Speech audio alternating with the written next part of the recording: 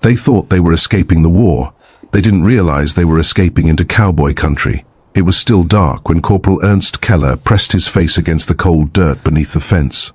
The wire hissed as it scraped his back, his breath fogging in the chilled Texas air.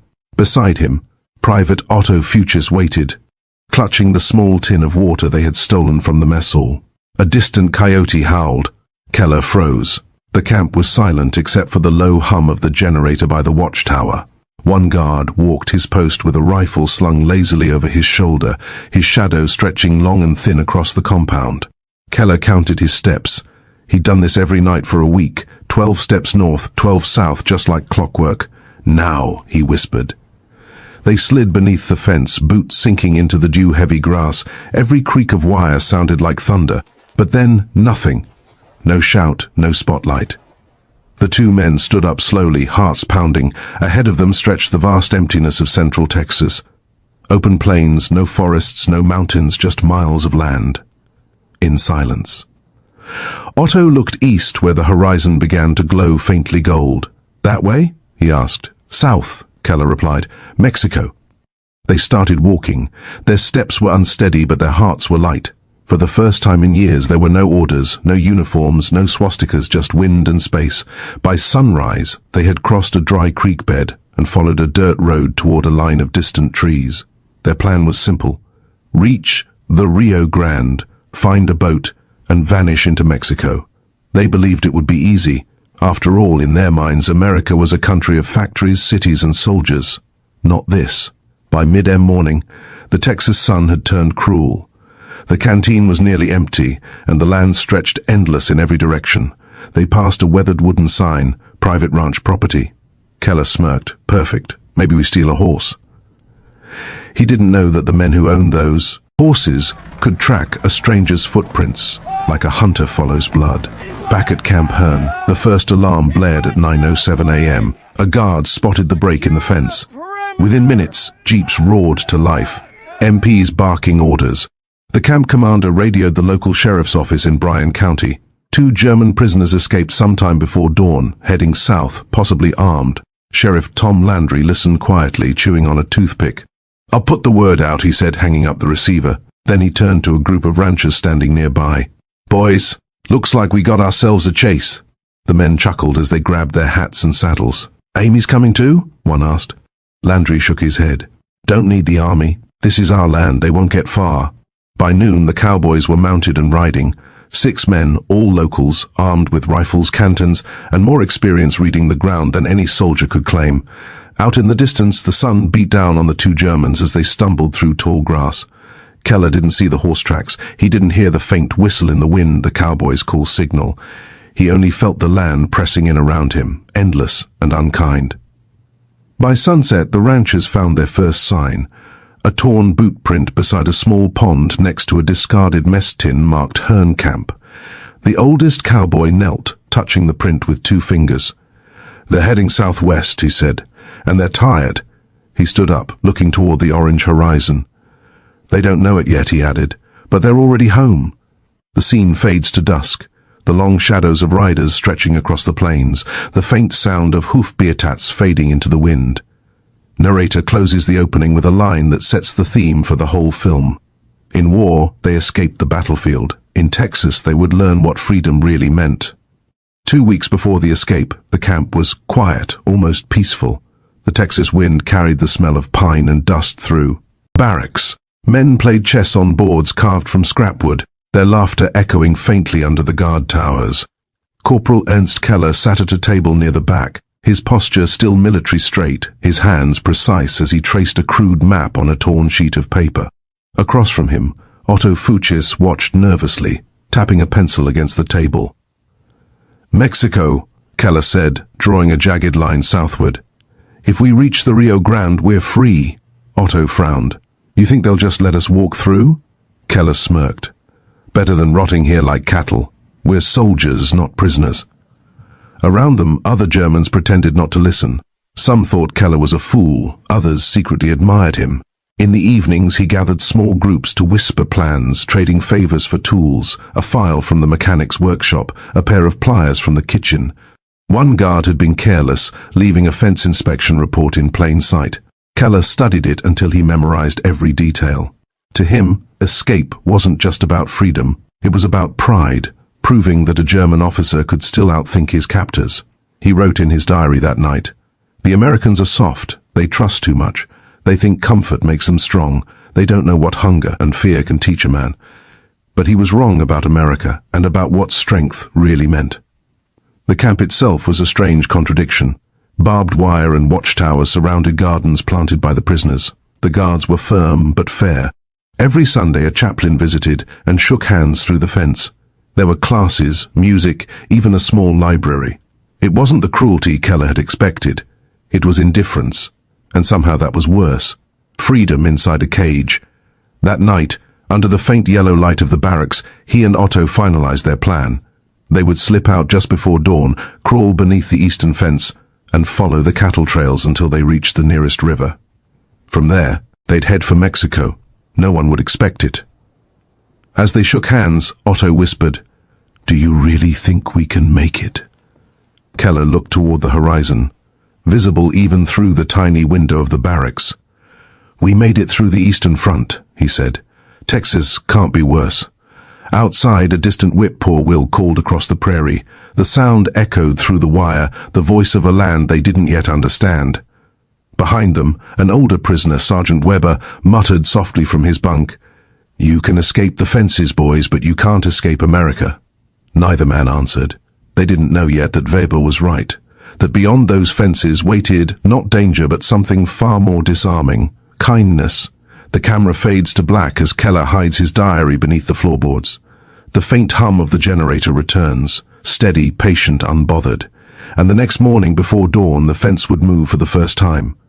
By noon, the sun was no longer an ally. It was punishment. Keller pulled the collar of his worn uniform tight around his neck, though it did nothing to stop the heat. The air shimmered above the endless grassland, and every horizon looked the same, flat, golden, and cruelly empty. Otto stumbled beside him, sweat dripping down his temples. Their stolen canteen was already half gone. The little bread they'd taken from the mess hall had turned to dust in the heat. "You said there would be trees," Otto muttered. "Shade. There will be," Keller said, though he didn't believe it. The road they followed wasn't a real road, just a pair of wagon tracks cutting through the prairie. No cars, no houses, only fences that seemed to run forever. Thin strands of barbed wire marking off ranches larger than European towns. At first Keller saw this openness as freedom. No walls, no guards, no watchtowers, just space. But by midday that space began to close around him. It wasn't the kind of freedom he imagined. It was exposure, vulnerability. He looked down and saw his boots were splitting at the seams, dust pouring in with every step. His once crisp uniform, a symbol of pride, now clung to his skin, soaked with sweat. They passed a dry creek bed littered with cow bones. Otto stopped, staring. "Are we still in Texas?" he asked, almost joking. Keller didn't answer. He was beginning to realize that in Texas, everything looked like freedom until you tried to live in it. By late afternoon, they found a small windmill beside an empty field. A rusted water tank sat beneath it, the metal groaning softly in the wind. Keller climbed the ladder and looked inside. The water was brown, lined with algae, but to them it looked like salvation. They drank without hesitation, gasping between sips. "Do you think anyone saw us?" Otto asked, wiping his mouth. Keller glanced around. The plains were silent. No soldiers, no trucks, just the endless hum of insects and wind. "No one's watching," he said.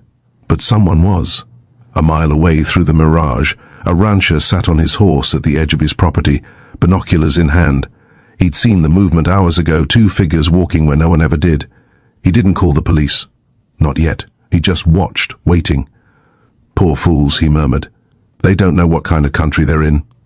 As dusk fell, Keller and Otto collapsed beside a fence line, too tired to speak.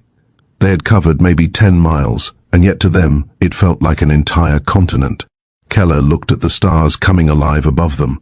There were no lights, no sounds of war, just silence, and for the first time since escaping, he felt something strange.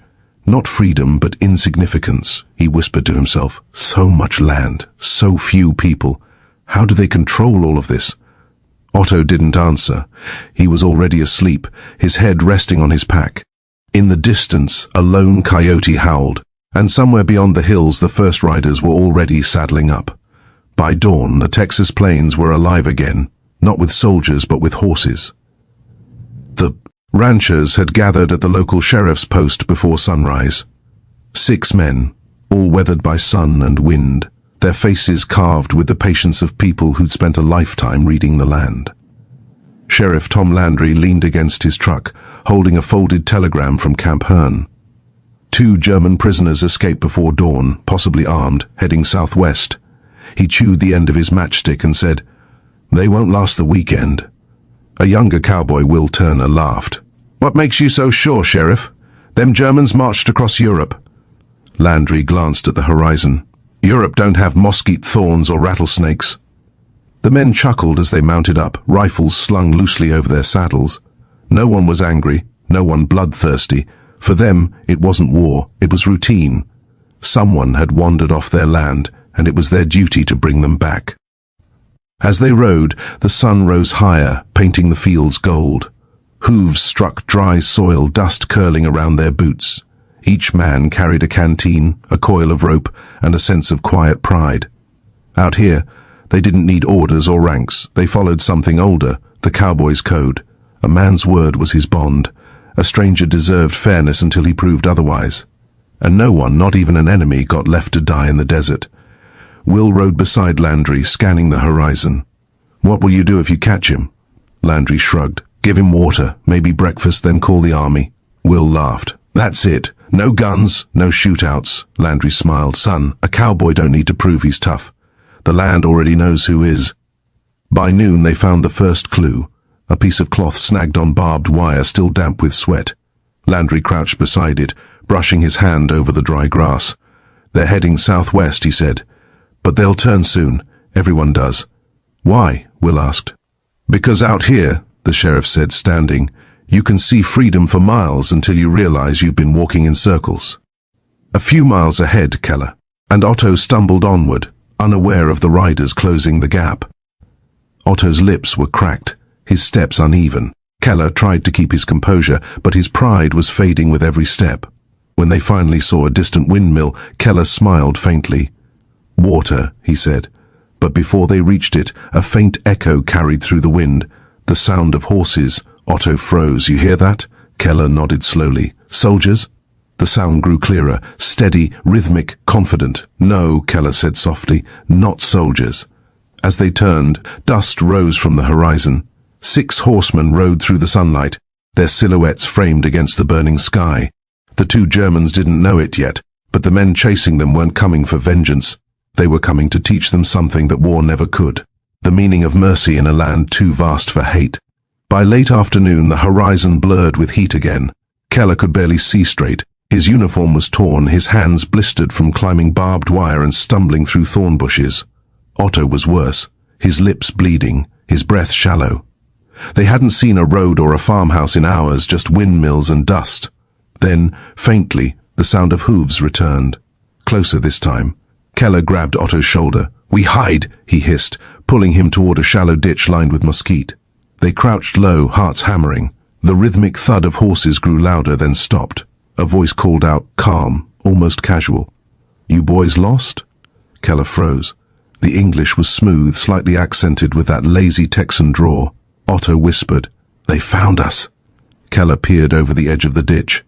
6 riders sat motionless on their horses, silhouettes outlined by the setting sun. Wide-brimmed hats, rifles slung low, relaxed but ready. Sheriff Landry nudged his horse forward. "You 2 fellas from Camp Hearn?" Keller didn't respond. He wasn't sure if this was some trick. Landry sighed. "Ain't no use hiding, son. We seen your tracks for 10 miles. You did good, though. Most don't make it this far." The calm tone threw Keller off balance. No shouting, no threats, just conversation. Finally Keller stood, his hands raised slightly. Otto followed, trembling. "Don't shoot," Keller said in broken English. "Shoot!" Landry chuckled. "We didn't even bring enough bullets for coyotes." The cowboys dismounted, moving slowly, carefully. One handed Keller a canteen. "Here," he said, "water first, questions later." Keller stared at it like it might be poisoned. Then he drank. long, desperate gulps that stung his dry throat. Otto wiped his mouth and whispered, "Why are they helping us?" Will Turner, the youngest cowboy, grinned, "Because dying in our county is bad for business." The men laughed softly. Even Keller, despite himself, smiled. They mounted the prisoners onto 2 spare horses, tying their hands loosely, more for show than necessity. As they rode back toward town, the conversation was surreal. "You boys from Germany, huh?" Will asked. "Yes," Keller said quietly. "Guess that explains the accent." "You ever rode a horse before?" Keller shook his head. "No." "Well," Will said, grinning, "you're in for a treat. Try not to fall off. Sheriff hates paperwork." The men laughed again, and for a moment the war felt 1,000 miles away. When they reached a small creek, Landry called for a stop. He handed each prisoner a piece of jerky. Otto looked at it suspiciously. "What is this beef?" Landry said. "You're in Texas now. We eat cows more than we shoot guns." Keller hesitated, then bit into it. It was tough, salty, and incredible. He looked up at the sheriff, still chewing. "You treat prisoners like guests?" Landry shrugged. "Your people. War is over soon." Anyway, for the first time, Keller didn't feel like a soldier or a captive. He felt human. As the group continued toward the setting sun, Otto whispered, "These men, they don't hate us." Keller nodded slowly. "That's what makes them dangerous." Landry overheard and smiled, faintly. "Son hates easy, works harder." The words hung in the air, more powerful than any bullet or order. When they reached the edge of town, a group of locals waved as the riders passed, not with anger, but with curiosity.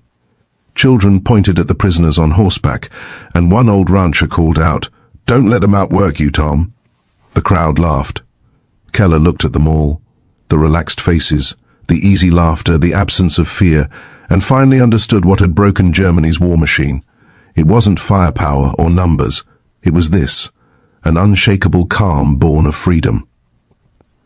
As the camera pans up, the group rides toward the sunset, the war behind them, and something very different waiting ahead. By late afternoon, the horizon blurred with heat again. Keller could barely see straight. His uniform was torn, his hands blistered from climbing barbed wire and stumbling through thorn bushes. Otto was worse, his lips bleeding, his breath shallow. They hadn't seen a road or a farmhouse in hours, just windmills and dust. Then, faintly, the sound of hooves returned. Closer this time. Keller grabbed Otto's shoulder. "We hide," he hissed, pulling him toward a shallow ditch lined with mesquite. They crouched low, hearts hammering. The rhythmic thud of horses grew louder, then stopped. A voice called out, calm, almost casual.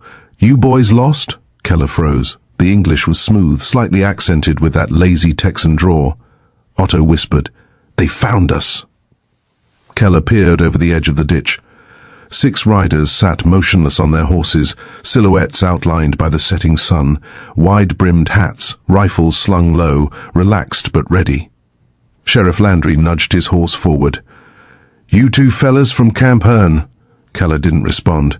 He wasn't sure if this was some trick. Landry sighed. "Ain't no use hiding, son.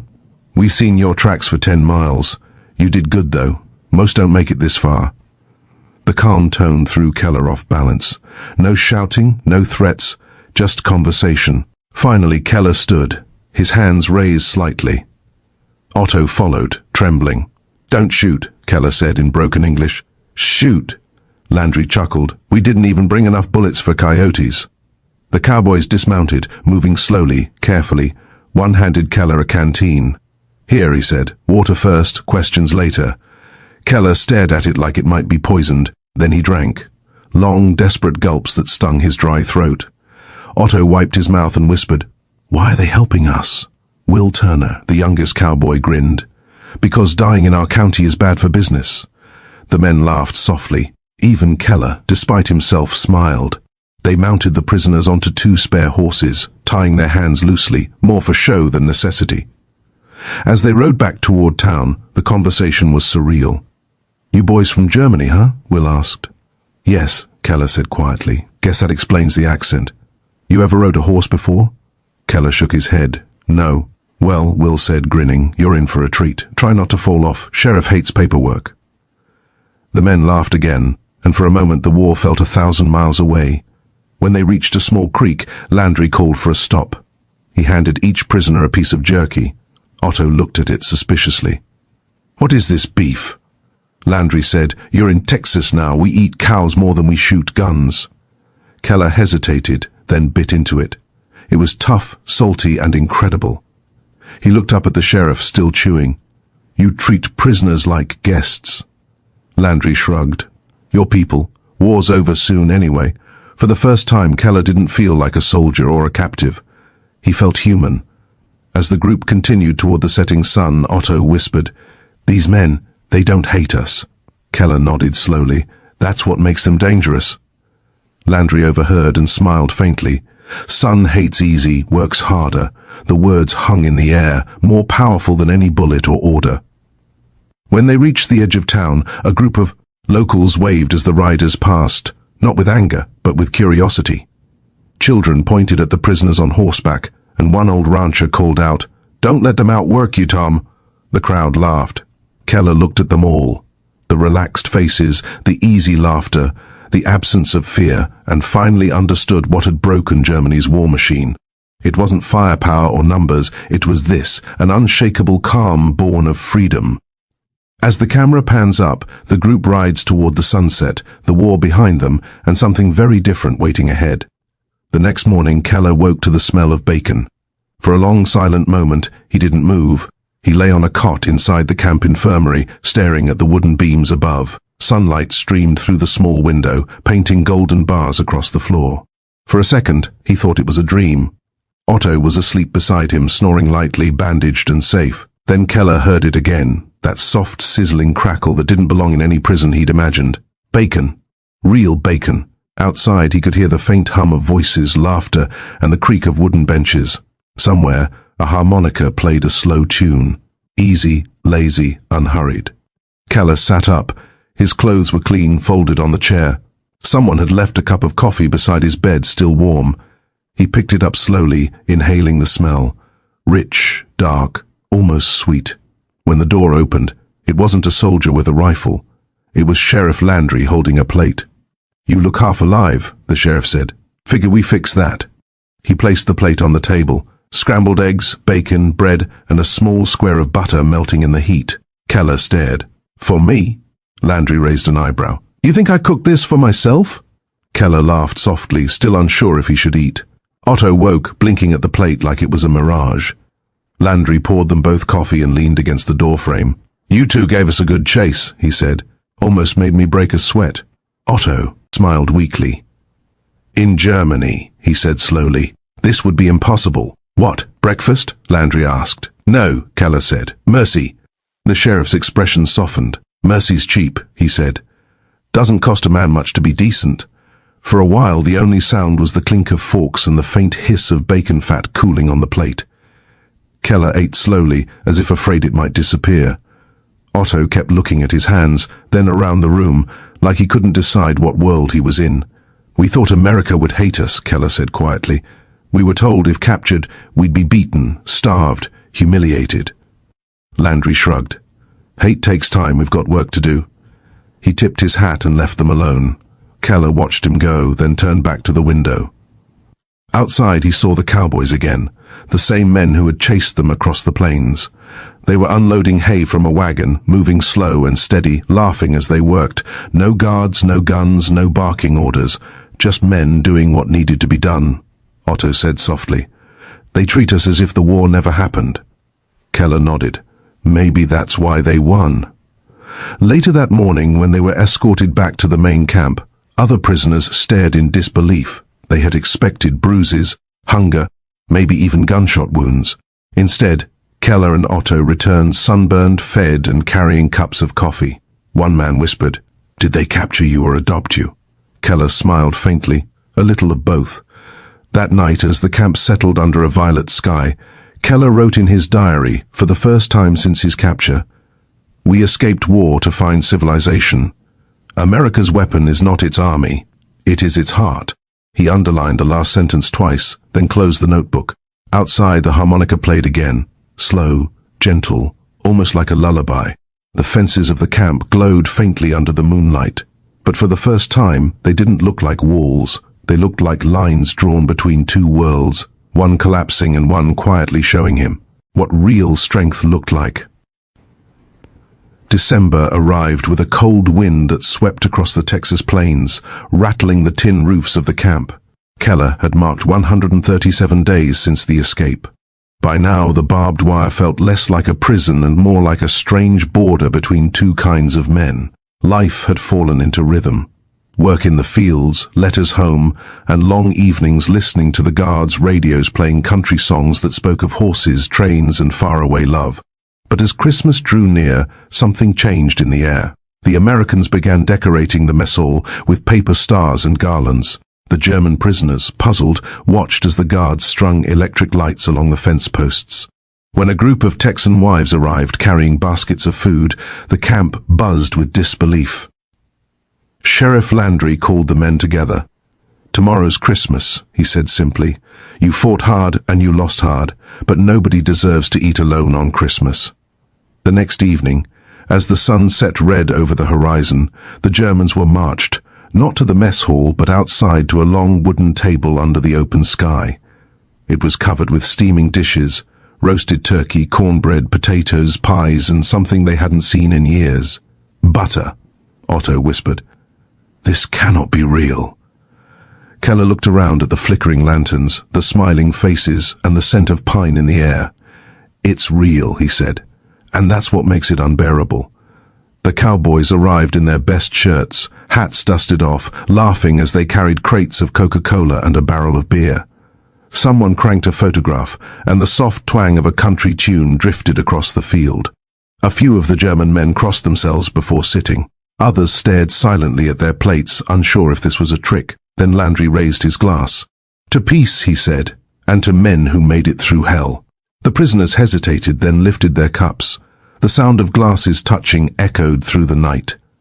When the first Coca-Cola was passed down the table, Otto sniffed it suspiciously. "It's sweet," Keller said after tasting. "Too sweet." Otto grinned. "Then maybe that's how peace should taste." Laughter broke out, cautious at first, then full and loud. Someone brought out a guitar, and a young guard began to sing. A German prisoner joined him on harmonica. The notes were different, but the rhythm was the same. Two nations keeping time in the same heartbeat. Later, when the stars were bright and the fire burned low, one of the Texans leaned toward Keller. "You ever think about escaping again?" he asked. Keller looked around at the food, the music, the laughter. "From this," he said softly, "never." When the night ended, the prisoners were escorted back to their barracks. No one spoke. The silence wasn't heavy. It was sacred. In his diary, Keller wrote one final line before sleep. "They gave us Christmas, and in doing so they took away our hate." 2 weeks after Christmas, Keller was assigned to a new work detail outside the camp, the repair yard near the small airfield at Camp Hearn.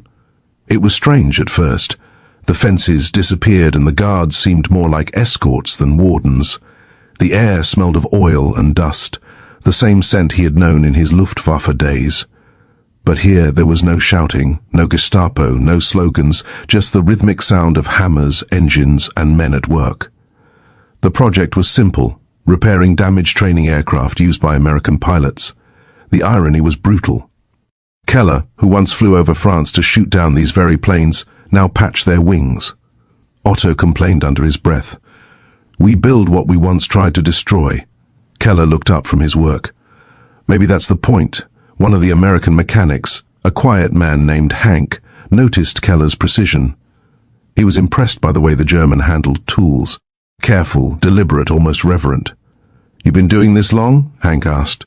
"Before the war," Keller replied. "I was an engineer." Hank smiled. "Guess that explains it. You fix them better than my boys do." Keller said nothing, but the compliment lingered longer than any medal he'd earned in Germany. By noon, the Texans brought sandwiches and bottles of Coca-Cola. No one separated the groups. They ate together, leaning against the wings of half-finished planes. Otto sat silently staring at his drink. "I don't understand these people," he muttered. "They win, but they don't humiliate." Keller sipped his soda. watching Hank toss a wrench to another mechanic with a grin. "That's because they don't fight for pride," he said. "They fight to go home." A few days later, an army captain arrived from Fort Worth to inspect the work. He was surprised to see the German prisoners laboring side by side with American workers. "They're not under guard?" he asked. Hank shrugged. "Don't need to be. Where are they going to run, Mexico?" The captain laughed, but Keller didn't. He knew the truth. He didn't want to run anymore. He had found something here that no battlefield had ever offered. Respect without rank, work without fear, and a sense of belonging built not on ideology, but on decency. That evening, as the sun bled across the horizon, Keller lingered by the hangar. He ran his hand over the smooth curve of a repaired wing, the metal cool under his palm. For the first time in years, he felt pride without guilt. Otto joined him, quiet as ever. "You think they'll ever forgive us?" Keller watched the orange sky fade to gold. "I don't think they care about forgiveness," he said. "They just keep building." When they returned to the camp that night, Keller felt something shift inside him. The fences no longer looked like cages. They looked like borders of a lesson about strength, mercy, and the quiet dignity of work. In his diary he wrote, "We came here as prisoners. We became witnesses. Their weapon was not the gun. It was the way they lived." By the time spring came to Texas, the camp no longer felt like a prison. The fences still stood, but their meaning had changed. Inside, men who had once fought for a regime built on fear were now learning what strength looked like when it didn't need to shout. Keller often sat outside after work, notebook in hand, watching the sunset over the open plains. He had stopped counting the days. Freedom, he realized, wasn't the absence of walls. It was the presence of purpose. Otto joined him one evening, holding a small wooden carving, a horse crudely shaped but carefully made. "For the sheriff," Otto said quietly. "A gift?" Keller smiled. "He'll like that." They sat together, listening to the faint hum of a distant radio playing Glenn Miller. Across the yard, American guards and prisoners laughed over a game of baseball. The sight would have been unthinkable a year earlier. Enemies trading jokes in the same dust where others once expected blood. Keller thought of the world he had left behind. Cities burning, officers screaming orders, loyalty purchased with fear. And then he looked around. Men free to speak, to laugh, to build. That was the difference. "We were told America was weak," he said aloud. That freedom made them soft. Otto nodded slowly. "And now," Keller looked toward the horizon. "Now I know freedom made them unbreakable." Days later, as news of Germany's collapse reached the camp, the prisoners gathered silently around the radio. The voice from Washington was calm, almost merciful. "The war in Europe has ended. No cheers, no tears, just a long, quiet understanding." For Keller, the words were not defeat. They were release. Sheriff Landry visited the camp that afternoon, his usual calm unbroken. "You boys will be heading home soon," he said. "You'll see things changed. Maybe you will too." Keller shook his hand firm and steady. "I already have." That night, as the camp settled under a silver moon, Keller wrote one final entry in his diary. America's power was not its weapons. It was the way it treated men, even its enemies, as if they still mattered. The Reich taught us to worship strength. America taught us what strength truly is. He closed the notebook and listened to the crickets outside the window. In the distance, a train whistle sounded long and low, a sound not of endings but of journeys beginning again. The war had ended, but for the German POWs in Texas, something far greater had begun. When the gates finally opened, there was no rush to escape, only a slow walk toward an uncertain world. Keller stood by the fence one last time, his hand resting on the worn post that had once marked his captivity. Sheriff Landry approached, offering him a small paper bag. Inside was a folded newspaper, a slice of pecan pie, and a single note for the road ahead from a friend. Keller smiled, eyes stinging. "You gave us more than mercy," he said quietly. "You gave us a new way to see the world." He tipped his borrowed cowboy hat and stepped beyond the wire, not as a prisoner, but as a man reborn. The camera lingers on the empty camp, wind sweeping through the grass, sunlight breaking through clouds. The narrator's final words rise softly. "In the war of steel and blood, America's quietest weapon was kindness." Fade to black. Then a single question appears on screen. But what happened when these PS returned to Germany and told their people what they saw? Music swells, hinting at hope and transformation.